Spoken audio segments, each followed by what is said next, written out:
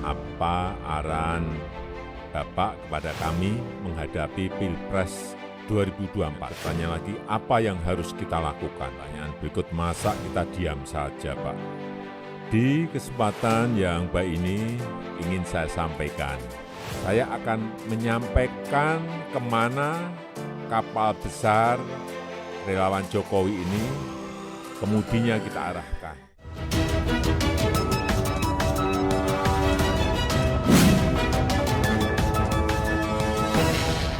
Saya punya pemikiran tersendiri melihat apa yang terjadi pada Ganjar Pranowo.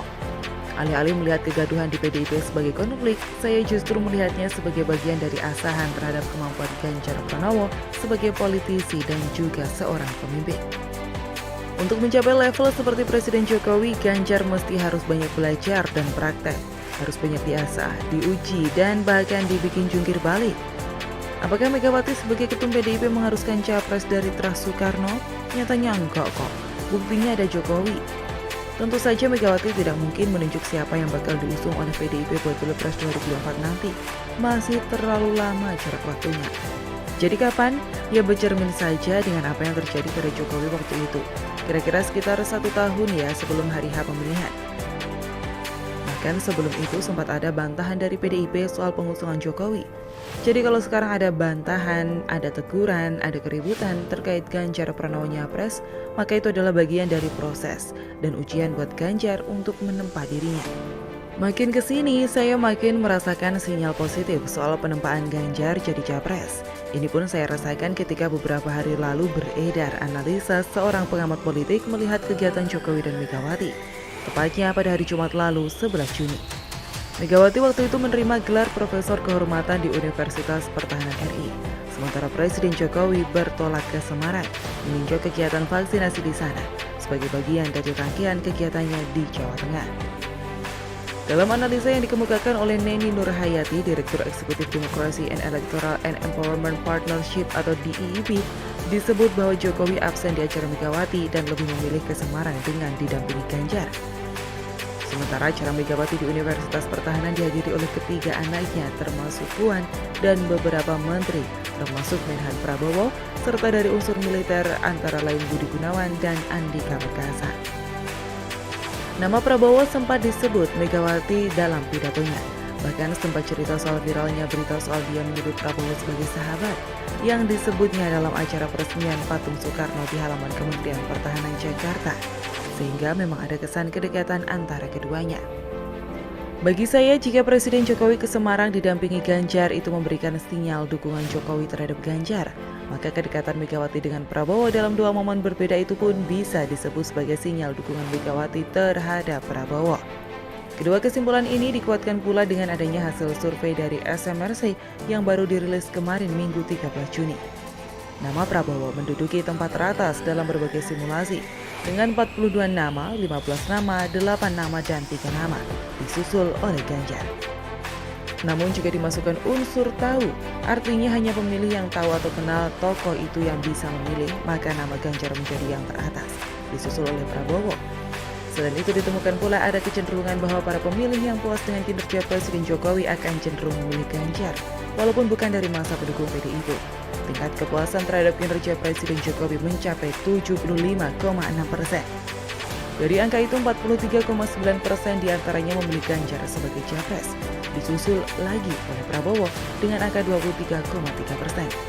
Kesimpulan saya ini kemudian dikuatkan lagi oleh pernyataan Presiden Jokowi kepada para relawan yang disampaikan dalam rapat pimpinan nasional relawan Seknas Jokowi hari Minggu kemarin 13 Juni. Jokowi mengungkap sudah ada relawan yang ditarik-tarik, dirayu-rayu, dan dirangkul untuk mendukung calon tertentu. Namun Jokowi justru mengajak para relawan untuk bersabar.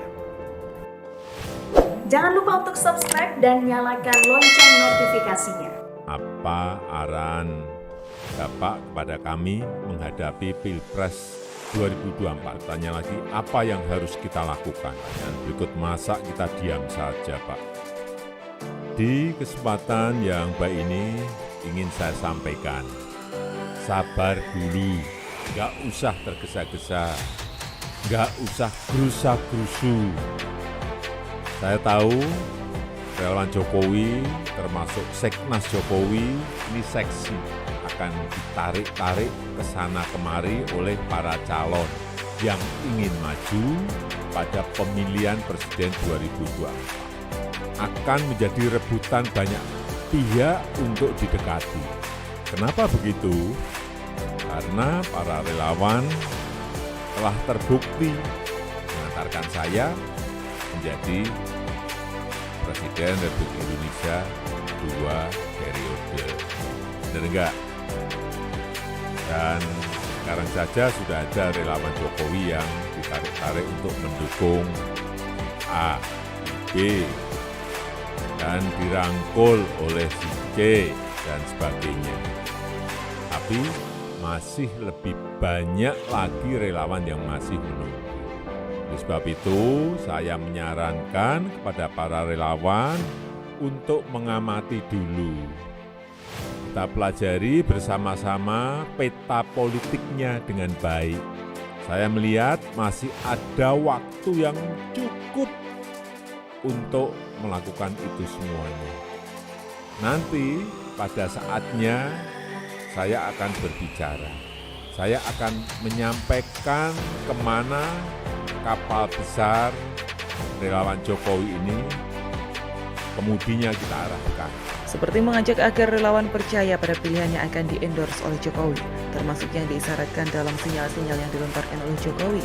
Dan tentunya Megawati sebagai ketum PDIP, karena Jokowi juga menyebut konstelasi politik. Majunya pres perlu kendaraan partai, tidak bisa tidak. PDIP pasti akan berhitung dengan seksama, sama seperti ketika dulu mereka memutuskan mengusung Jokowi menjadi capres. Tidak sembarangan, tidak main-main, dengan pertimbangan yang dalam dan kuat.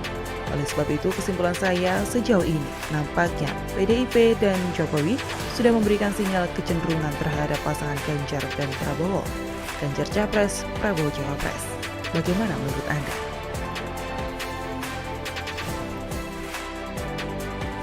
Mungkin karena pernah belajar politik selama beberapa tahun, jadi kadang ada persepsi saya yang agak berbeda dengan rekan-rekan penulis lain ataupun pembaca dalam melihat berbagai fenomena dan sinyal-sinyal politik yang bertebaran di mana-mana. Atau karena saya cenderung berpikiran positif, bisa jadi. Namanya manusia tidak bisa diseragamkan saklek ya. Pun saya tidak masalah dengan adanya perbedaan opini, asal bukan kadrunisme yang di luar nalar itu.